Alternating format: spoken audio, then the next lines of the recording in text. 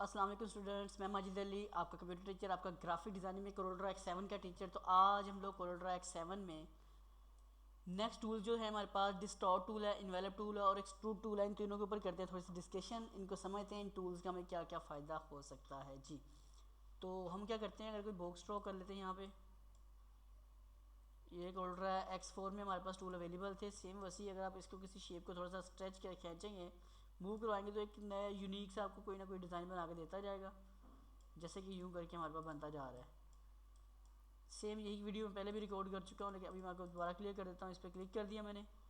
अगर मैं इस टूल पे क्लिक करता हूँ यहाँ से, अगर आपको ये शेप नहीं चेंज चाहिए तो आप ऊपर से यहाँ से आकर इसको क्लियर डिस्टोर्शन जो इसमें आ रही है वो सारा कुछ ख़त्म करेंगे तो ऑटोमेटिक ये जैसा ओरिजिनल ऑब्जेक्ट होता है वापस वैसा आपको नज़र आ जाएगा। तो एक्चुअल में हम क्या काम करते हैं, जब कोई टेक्स्ट लिखा जाता है उसको हम यूज़ करते हैं इस काम के लिए। मैं यहाँ से आकर टेक्स्ट लिख लेता हूँ अपने पास।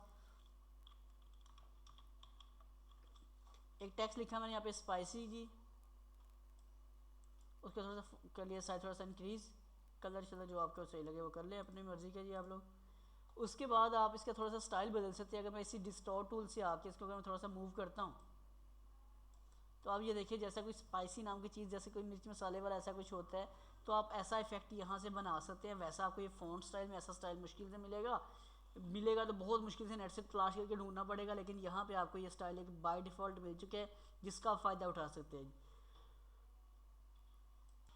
अच्छा, और ऊपर इसकी थोड़ी सी प्रॉपर्टीज़ आ रही है हमारे पास बनी हुई ये वाली। आप अगर इस स्टाइल पे क्लिक करके थोड़ा सा मूव करेंगे, खींचेंगे तो स्टाइल थोड़ा सा और तरीके का बनेगा। इस पर क्लिक करेंगे तो स्टाइल थोड़ा सा मज़ीद वो किसी और तरीके का, जैसे होता है घुमाता है चीज़ को, स्पिन कर देता है, वैसा करना शुरू कर देगा।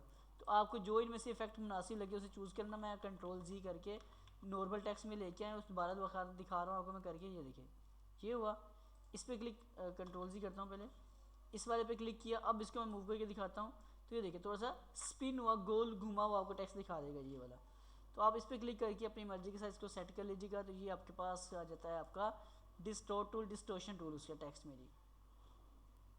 इसी तरह नेक्स्ट टूल है हमारे पास इन्वेलप टूल। इन्वेलप टूल भी आप क्लिक करके टेक्स्ट का कोई स्टाइल बना सकते हैं, लाइक जैसे कि देखिएगा कुछ यूँ अपनी मर्जी का स्टाइल वगैरह देने के लिए आपको कंट्रोल ही आ गया, नोड्स बने लगे हुए आ गए हैं।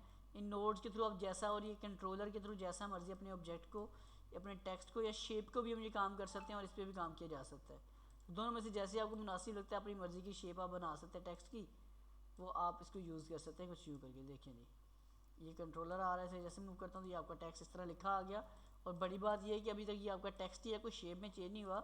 आप इसका फर्दर राइटिंग स्टाइल भी बदलना चाहते हो वो बदल सकते हैं जी। तो मैं इसका स्टाइल चेंज कर लिया। और रही बात लास्ट ऑप्शन की, नाम है उसका एक्सट्रूड टूल। तो आप इसको करके थोड़ा सा खींचोगे तो आपको ये 3D शेप दे देगा, थोड़ा एक्सट्रूड हो जाएगा। और ये ऊपर से यहाँ से आप इसको थोड़ा सा इसकी डायरेक्शन चेंज कर सकते हो, और साथ इसके ऊपर भी क्लिक करके राइट क्लिक करके आउटलाइन दे दो ताकि आपको नज़र आए कि टेक्स्ट क्या लिखा हुआ और क्या नहीं लिखा हुआ। तो ये अपने काम को 3D वगैरह बनाने के लिए यूज़ किया जाता है। और जो 3 टूल थे जो आपके साथ मैंने कर दिए शेयर। अगर ये पॉइंट समझ आ चुका है तो वीडियो को लाइक कर लीजिएगा, चैनल में फर्स्ट टाइम से सब्सक्राइब कीजिएगा। मुलाकात करते हैं नेक्स्ट वीडियो में। तो स्टूडेंट्स को मेरी तरफ से अल्लाह हाफिज़, बाय बाय।